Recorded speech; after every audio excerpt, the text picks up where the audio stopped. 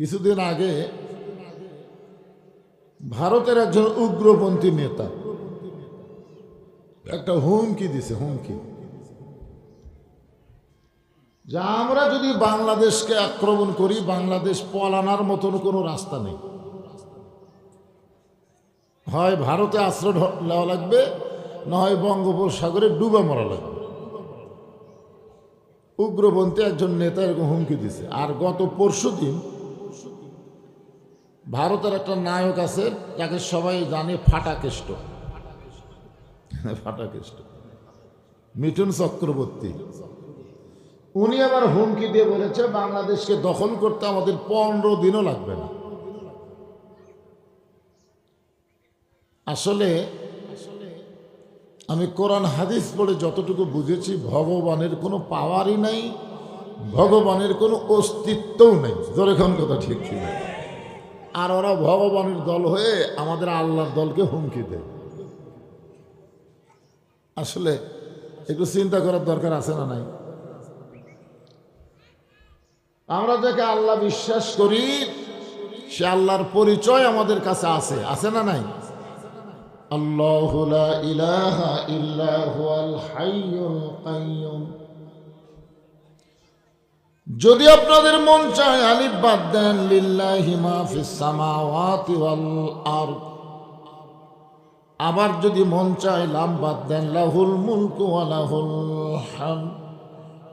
আবার যদি মন চায় আর একটা লাম বাদ দেন, হুয়াল্লাহুল্লাযী লা ইলাহা ইল্লা হু আলিমুল গায়বি ওয়াশ শাহাদাতি হুয়ার রহমানুর রহিম। কি বুঝলেন? আমি আল্লাহ ব্যাপারে 4টা আয়াত আপনাদের শোনালাম। কি বুঝলেন? আমাকে আল্লাহ সদা বিরাজমান। আর তোমাদের ভগবানের ভ বাদ দিলে গবানের অর্থ ডিকশনারিতে নেই। গবানের গ বাদ দিলে বান মানে বন্যা, দুনিয়ার কোনো মানুষ চায় না। বা বাদ দিলে নো মানে ভগবান নাই। সে নাই ভগবান নিয়ে মুসলমানের উপরে পাওয়ার দেখাও। আমরা আল্লাহর প্রশংসা করার কারণ হলো, আমরা যত বড়ই পাপী হই না কেন, জন্মসূত্রে আমরা মুসলমানের ঘরে জন্ম নিয়েছি। জোরে কোন কথা ঠিক কিনা? এটা চরম পাওয়া। এই যে নিয়ামত আল্লাহ আমাদেরকে দিলেন, রুহের জগৎ থেকে আল্লাহ আমাদের পক্ষে ছিল। আল্লাহ ইচ্ছা করলে হিন্দুর ঘরে, বৌদ্ধর ঘরে, খ্রিস্টানদের ঘরে আমাদেরকে পাঠাবার পারতেন না। কিন্তু আল্লাহ ওই সকল ঘরে না পাঠায় সরাসরি মুসলমানের ঘরে আল্লাহ আমাদের কবুল করে আল্লাহ বলেছেন, ওয়ামাইয়াবতাগি গায়রাল ইসলাম দীনান ফালাই ইউকবালা মিনহু। ইসলাম ছাড়া অন্য কোনো জীবন ব্যবস্থা, ধর্মকে কেউ যদি গ্রহণ করে, আল্লাহ বলেছেন সেইটা কবুল করা হবে না। আল্লাহর কাছে একমাত্র কবুলযোগ্য ধর্মের নাম কি? ইমাম মালিক রহমতুল্লাহ আলাইকে একজন ছাত্র প্রশ্ন করলো, হুজুর পৃথিবীতে তো বহু ধর্ম আছে, এর মধ্যে শ্রেষ্ঠ ধর্ম কোনটা? কি প্রশ্ন করলো? পৃথিবীতে বহু ধর্ম আছে, এর মধ্যে শ্রেষ্ঠ ধর্ম কোনটা? ইমাম মালিক রহমতুল্লাহ আলাই বললেন, এরকম প্রশ্ন করা হলো কবিরা গুনাহ। কি বুঝলেন?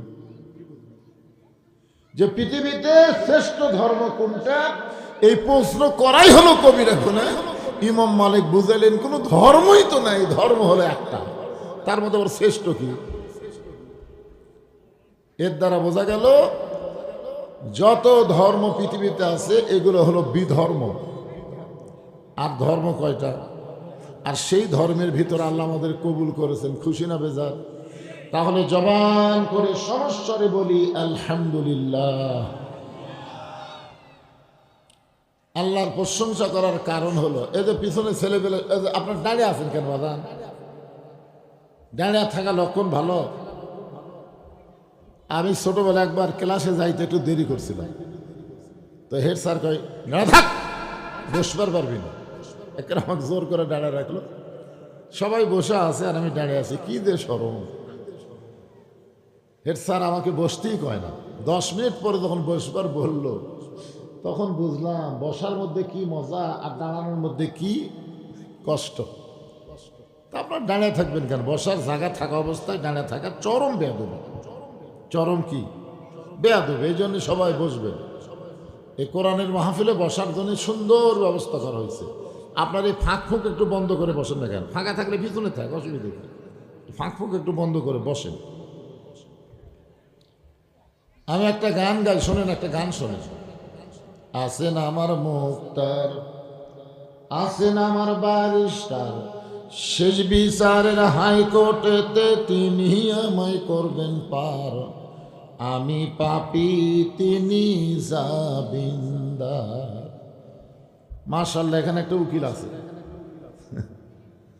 আল্লাহ যখন হাকিম হয়ে আমাদেরকে আসামি বানায় বিচার শুরু করবেন, ওই সময় আমাদের নবী উকিল হয়ে, ব্যারিস্টার হয়ে আল্লাহর কাছে আমাদের ব্যাপারে ওকালতি করে সুপারিশ করে আমাদেরকে জান্নাতে পৌঁছায় দিবে। আপনারা বলেন তো, বাবা আদম আলাইহিস সালাম থেকে ঈসা আলাইহিস সালাম পর্যন্ত যত নবী দুনিয়াতে আইছে, এই নবীরা আল্লাহর সামনে খালি নিজের চিন্তা করবে, উম্মতের কোনো চিন্তাই করবে না। একটা নবী বলবে না আল্লাহ আমার উম্মতের কি হবে, এ কথা একটা নবী বলবে না। শুধু আমাদের নবী বলবে আল্লাহ আমার কি হবে এই নিয়ে আমি চিন্তা করি না, আমি চিন্তা করি আমার উম্মতের কি হবে। খুশি না বেজার? এমন উম্মত দরদি নবীর উম্মত হওয়া, এটা ভাগ্যের ব্যাপার। আল্লাহ আমাদেরকে এইরকম ভাগ্যবান আমাদেরকে কবুল করেছেন, বিশ্ব নবীর উম্মত হওয়ার তৌফিক দিয়েছেন। এ কারণে খুশি না বেজার? তাহলে জবান করে আর একবার বলি আলহামদুলিল্লাহ। এখন আল্লাহর প্রশংসা করার আর একটা কারণ আমি আপনাকে দেখাই। এই দেখেন, এটা এত ওজন করি। এই পবিত্র কোরআন, যে কোরআন আল্লাহ আমাদেরকে হেদায়েত স্বরূপ দিয়েছেন, হুদাল্লিল মুত্তাকিন। হুদার শব্দের অর্থ হলো ব্যবস্থাপত্র। এটা কিন্তু পাইকারি হারে সবাইকে দেয়নি। আল্লাহ বলেছেন জালিকাল কিতাবু লা রাইবা ফিহ। আপনাদের কাছে আমি জানতে চাচ্ছি, এই কোরআনের মধ্যে কোনো সন্দেহ আছে? সবাই বুঝে শুনে চিন্তা করে কণ্ঠ, এই কোরআনের মধ্যে কোনো ভুল আছে? এই কোরআনের মধ্যে কোনো ধোঁকা আছে? আচ্ছা, স্বাধীনতার পর থেকে এই 24 সাল পর্যন্ত বাংলাদেশে আমরা যে আইন দিয়ে চলতেছি, সে আইনের মধ্যে কোনো ভুল আছে, ধোঁকা আছে, সন্দেহ আছে? আচ্ছা, আমরা যে সংবিধান দিয়ে বাংলাদেশ চলতেছি, এই সংবিধানের মধ্যে কোনো ভুল আছে, ধোঁকা আছে, গোজামিল আছে? তাহলে চিন্তা করে দেখেন, আপনারাই বলতেছেন ভুল আছে, সন্দেহ আছে, গোজামিল আছে, তাহলে সেইগুলা দিয়ে আমরা চলি কেন? এই কোরআন শরীফ আল্লাহ আমাদেরকে দেওয়ার পরেও আমরা যদি কোরআনকে রেহালের উপর রেখে কাফরের কাপড় দিয়ে কোরআনকে বন্ধ করে দিয়ে মানুষের তৈরি আইন, মানুষের তৈরি সংবিধান দিয়ে চলে যদি আমরা বলবো মুসলমান হয়ে মোরা জান্নাতে যাব, এত সোজা না। জান্নাতে যাইতে গেলে দুনিয়ার সমস্ত আইনকে লাথি দিয়া, সংবিধানকে কবর দিয়া আল্লাহর কোরআন অনুযায়ী আমাদের চলতে হবে। জোরে কোন কথা ঠিক কি না? আমরা কি পারবো? চেষ্টা কর। একটু পরে পরে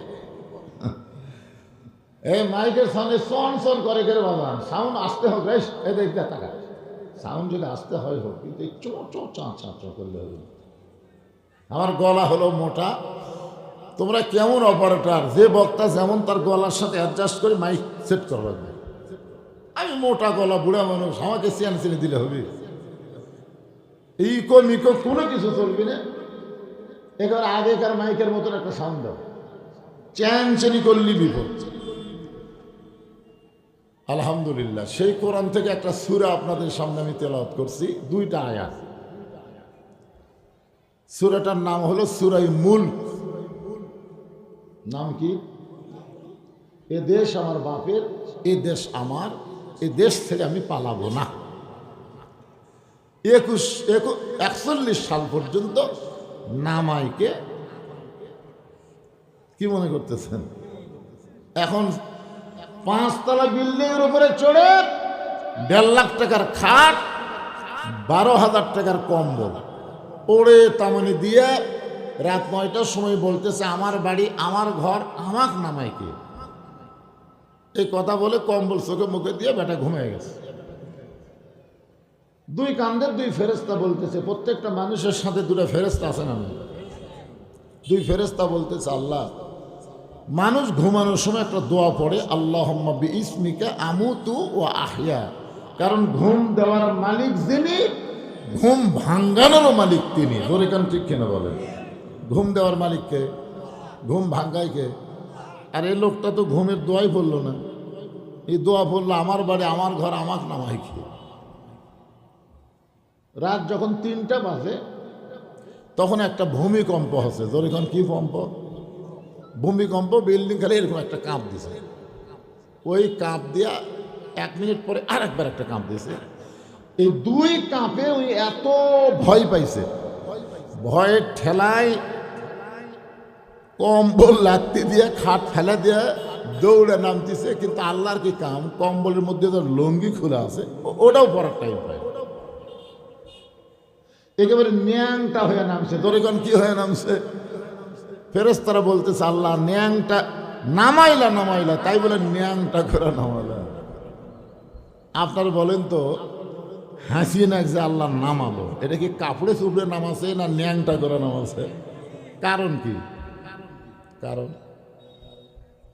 12,000 টাকা দামের কম্বলের ভিতর শুয়েছে। কারণ হলো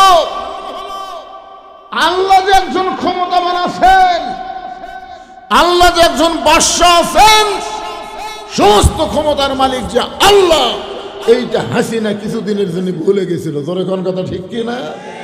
মনে করছিল আমার বাপের দেশ, আমার দেশ। তোর বাপের দেশ, তোর দেশ, তো তুই ভারত কে? আমরা বুঝবার পারছি যেখানকার মাল সেখানেই ফেরত গেছে। জোরে কোন কথা ঠিক কি না? আসলে হাসিনা কিন্তু আমাদের বাংলাদেশের না, ওই হলো ভারতের মাল। মোদির বউ নাই, জাগা মতো মাল সাপ্লাই হয়ে গেছে আলহামদুলিল্লাহ। এখন আমরা যাকে আমরা পাইছি ক্ষমতার চেয়ারে, তাই হচ্ছে দোয়া ইউনুস। যেখান নাম কি? বিপদে পড়লে আমরা কোন দোয়া পড়ি? ইউনুস নবীরে খাইল মাছেতে গিলিয়া, ফেরেশতা পাঠাইলেন আল্লাহ ইসমে আজম দিয়ে। দমে দমে সে হরদম পড়ে সে ইসমে আজম, মাছেরই উদর হইতে বাঁচাইলা প্রাণ। সবাই বলেন আল্লাহু আল্লাহু, তুমি জানলি জালালুহু, শেষ করা তো যায় না গে তোমার গুণগান। তাবারাকাল্লাযী বিয়াদিহিল মুলকু ওয়া হুয়া আলা কুল্লি শাইইন কাদির। গোটা পৃথিবীর রাজত্ব, কর্তৃত্ব, মালিকানা একমাত্র কার হাতে? কেউ যদি বলে যে আওয়ামী লীগ ক্ষমতা আছে, ডক্টর ইউনুস ক্ষমতা আছে, এ কথা বলাই শিরক। এই সূরা মুলকের এই প্রথম আয়াত যদি আপনারা বিশ্বাস করেন, তাহলে কেউ কোনোদিন ক্ষমতায় ছিল না, থাকবেও না। একমাত্র ক্ষমতার মালিক হচ্ছে আমার আল্লাহ। ধরে কোন কথা ঠিক কিনা? এখন কয় আওয়ামী লীগ ক্ষমতা আছে রে, ডক্টর ইউনুস ক্ষমতা আছে রে, কেউ নাই রে। ক্ষমতা কে আছে রে? আরো ধরে কন। এটা বিশ্বাস করা লাগে। যদি সূরা মুলক এই আয়াত যদি বিশ্বাস না করে অন্য কাউকে বলেন যে আপনি মুশরিক হয়ে যাবেন। কারণ আল্লাহর ক্ষমতার ব্যাপারে আপনি শিরক করলেন। সমস্ত ক্ষমতার মালিককে কি বুঝলেন? তাবারাকাল্লাযী বিয়াদিহিল মুলক ওয়া হুয়া আলা কুল্লি শাইইন কাদির। প্রত্যেকটা বিষয়ের উপরে একমাত্র ক্ষমতা কার? আল্লাহ। হ্যাঁ, এইটা যদি বিশ্বাস করেন তাহলে কখনোই মনে করবেন না যে আওয়ামী লীগ গেছে এখন বিএনপি ক্ষমতাতে আসবে। ক্ষমতাতে আল্লাহ থাকবি, টেরি বেরি করলে এরকম ন্যাংটা করে নেমে দিবি। জোরে কোন কথা ঠিক কিনা? এরশাদ চাচা এত টেরি বেরি করেনি দেখে আল্লাহ ন্যাংটা করে নামায়নি। এর আগেও কিন্তু এরশাদ চাচা নামছে। জোরে কোন কথা ঠিক? 90 সালের কথা